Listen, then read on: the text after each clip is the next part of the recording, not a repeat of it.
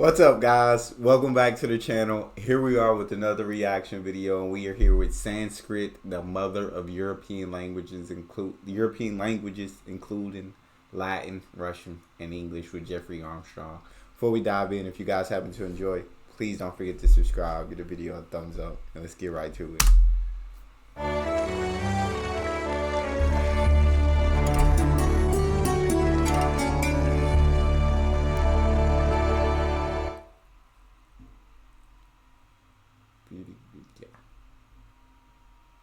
Namaste. Welcome to Vedic Vidya. My name is Jeffrey Armstrong, Kavinder Rishi. Vedic Vidya is available exclusively on Chitty Media English channel on Thursday and Sunday nights at 7 p.m. IST. Our topic tonight is how Greek, Latin, European languages, and English were derived from the perfect Sanskrit language of India, or why Sanskrit is the mother of modern languages and culture. First of all, let's begin with an understanding that language is the way that we program life. That's what makes we humans unique from all of the other animals. It is with language that we work with or against the laws of nature. It is with language and cooperating together that we work to create the world that we see ourselves surrounded by. This is why, and there's a famous story in the Judaic texts of their view of when the world began. Part of that beginning was the humans were trying to build a tower, as you remember, to go all the way to the realm of the divine, rather than get there by merit. And so they were cooperating and building this immense tower. And as it reached up into the sky, the Supreme Being said, no, this isn't how you do it. So he changed all of their languages so that each one of them spoke different languages. And it was called Babel, to Babylon. Or was it Babylon? Well, both of them were interruptions in the divine will. That's crazy to think about. Humans like coming together, cooperating together, everybody speaking the same language, and it's crazy to think what we can actually accomplish, like if we all cooperate and work together. And building a tower to reach the heavens, to where God had to say, nah, we're going to go ahead and change language so y'all aren't able to cooperate and communicate anymore, so this tower don't get finished. In that Judaic idea of understanding. But what's brilliant about it is, when everyone spoke different languages, they couldn't do anything together. Facts. The irony of our times is that the language that has become an international language is the least precise, sloppiest, most object-oriented, and least philosophical language in the world. By which I mean, the English language is a polyglot. It's Spanglish, it's all kinds of twisted English, it's slang, it's spoken in the South like that, and in the North a different way, and on the East Coast one way, and accents of all kinds all over the place. True. In precise languages, that is not allowed. You cannot distort the pronunciation. You cannot change the spelling. Every word has a root. The root is the root meaning of a group of words that come from that root. So what language starts to resemble that more than most of our spoken languages? That would be Latin, which was at one time a spoken language, with a degree more precision, because in Latin you have to make a case ending on the noun and the verb, which shows that they're both in the same conversation, same tense, same person, that they refer to one another, locks the meaning into the sentence. English does not do this. Romance languages only put case endings on the verb, which gives you a little more precise information about who's talking and about what, and in what tense or time. In English, we don't have that at all. This means we don't really have the precision of Spanish, Portuguese, French, and yet English has borrowed hundreds of words from these languages and others.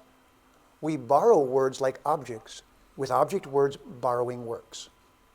Just gives you another word for the object. There the problem doesn't arise. As soon as we're talking about meaning, then precision in what we say is essential. This is why, during the time of the earlier Renaissance that the English language experienced, at least a couple thousand Latin words were just dumped into English so it would be a smarter language. So it could do science. To put it differently, English couldn't do science until Latin was dumped into it. Wow. So prior to Latin was Greek, and the Greek was an intermediate step between a connection. Okay. That connection would take us back to India and Sanskrit. Let me give you an example. That's crazy though to think like that English is such a sloppy language. I never heard it like that. English is absolutely the sloppiest, messiest language. In a precise language, you don't get all these different spellings and different distortions of the word. And they couldn't even do science with the English language until you threw some Latin in it. But Greek came before that, and then that was just a little between. And saying you got to go all the way back to India and Sanskrit. So Sanskrit came first. In Greek, the word for education was educare, means to bring out from within. Okay. So if you're educating someone, the Greek method is you try to extract something from them, implying the truth is there, you help them find it, the truth is in them, you lead them to it, help them bring it out. Mm-hmm. Our modern word is education. Education has nothing to do with bringing out what's inside, per se.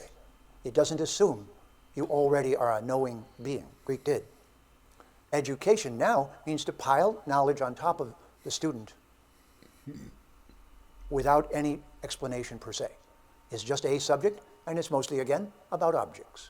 That's why religion was separated from education, because Christianity and Islam and Judaism are all called faith-based religions. So faith was separated from education. And education, educare. Educare. Now, those words come from another word, the Sanskrit word, which is adhikari. Adhikari. Now think about this for a moment. Adhikari means the degree of wisdom that is inside of the student from the things they've done in their previous lives. Did I forget to say that in the progression from Greek to Latin to English, reincarnation was thrown out. By who? Christianity. They used Latin, but it was the bridge across to a time when English would have no way to talk about our permanent self. So Sanskrit is from a civilization that views all of us as immortal beings on an adventure here within matter, and that our education begins this lifetime where it left off in our last lifetime. And the job of the teacher in that case is to extract that level, to stabilize that level of learning, and that's the grade you're in. The grade you're in is not just first, second, third, fourth, fifth. It's actually how much awareness you bring in with you this lifetime. And that is the key to the profound level of understanding of education that is adhikari. Now, one more thing. The English word student is from two Sanskrit words, stuti, which means a text containing learning, and anta, which means the final goal. A student in Sanskrit is someone who is being pointed toward the final goal of learning, which isn't just to manipulate objects within matter. So there's two kinds of learning. Learning about how to work with matter and learning about who we really are. So that knowledge has a different word. In Sanskrit, that word... So it's like all of these words that were used in Greek actually derive from Sanskrit, basically.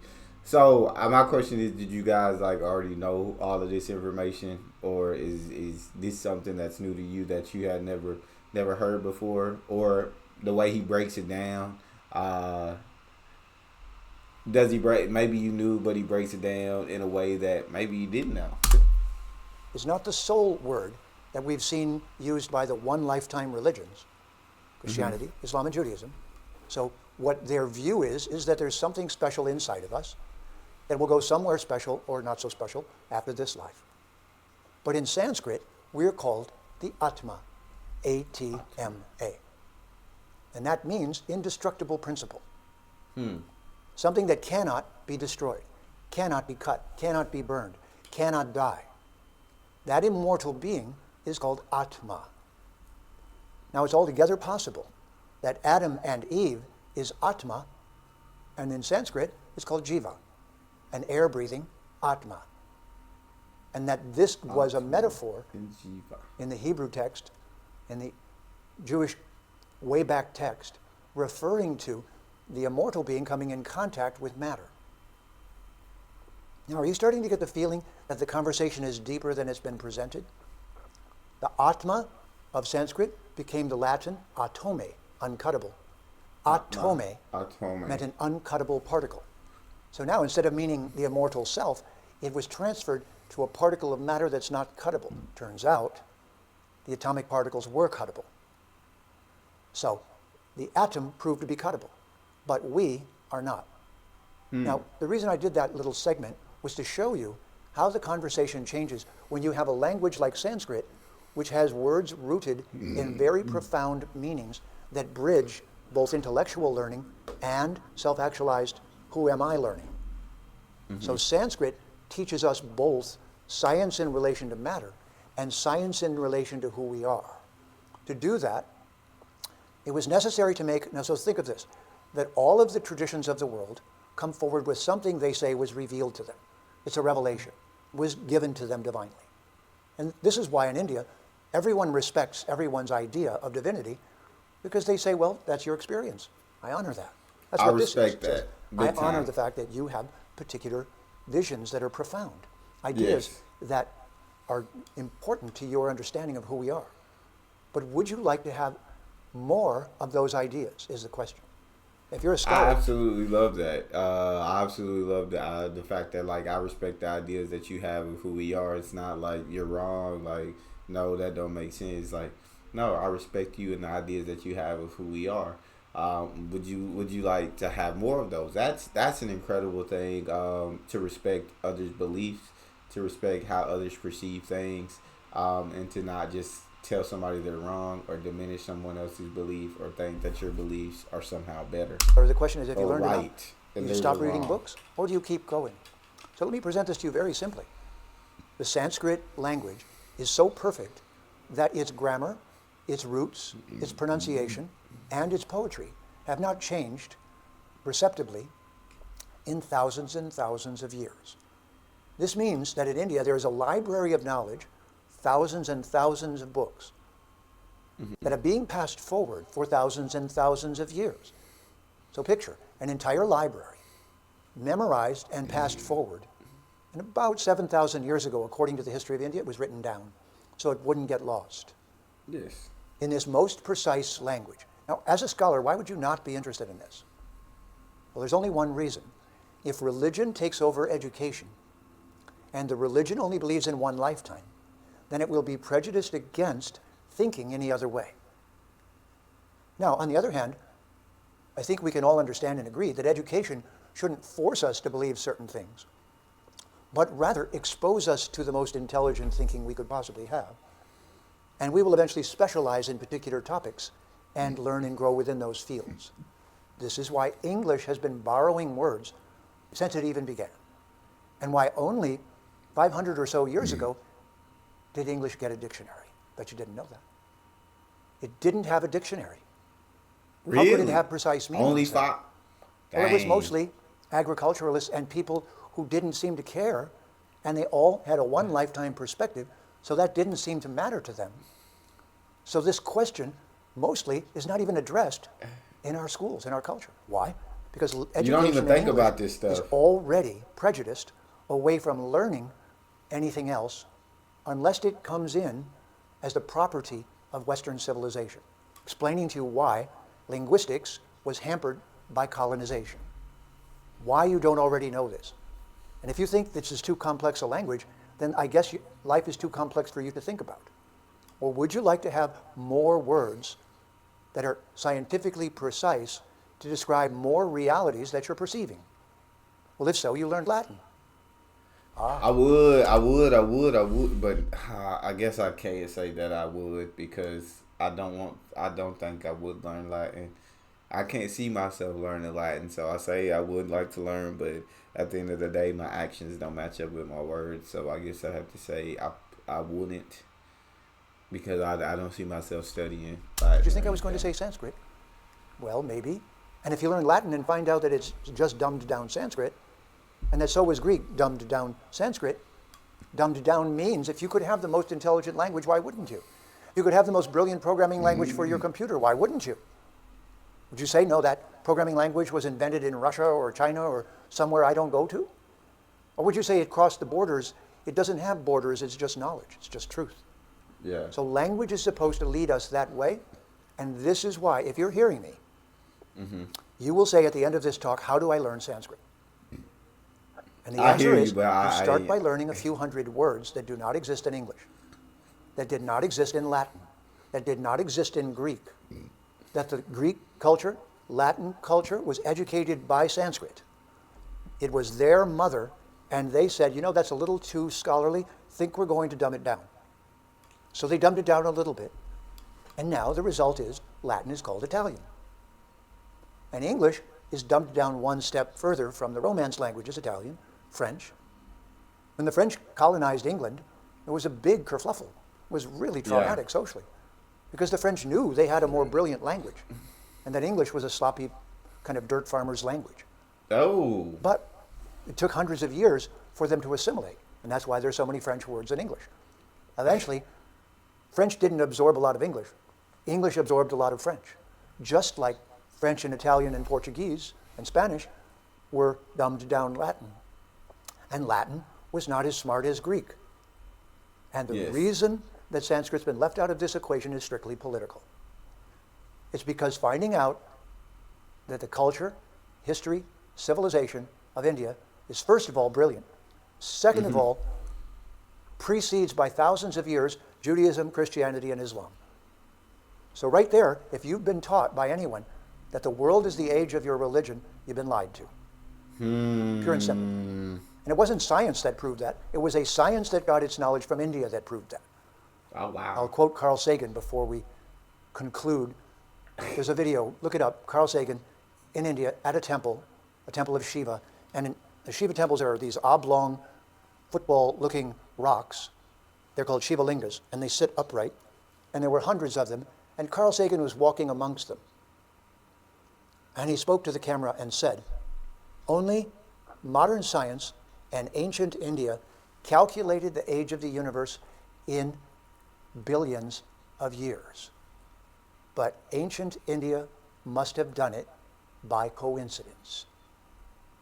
That was the one thing Carl didn't know, hadn't studied, that Sanskrit has existed longer than any of the cultures of Western civilization, longer than Judaism, longer than Christianity, longer than Islam, longer than any culture of record that is now actively speaking in the modern world. And therefore, it is the untapped resource of science, the untapped resource of philosophy, and it is a linguistic lover's dream. A language lover's dream of precise and amazing ideas. Vedic Vidya means shining the light of truth. Tune in to Vedic Vidya on the Chitty Media English channel Thursday and Sunday nights at 7 p.m. IST. My name is Govinda Rishi, Jeffrey Armstrong. See you next time. And have a Namas day. Please remember to think about that everything actually derived from Sanskrit. I'd love to hear what you guys think about that one. And would you guys like to learn Sanskrit after watching this video? If you enjoyed, please don't forget to subscribe, give the video a thumbs up, and check out the next one. I'll see y'all next time.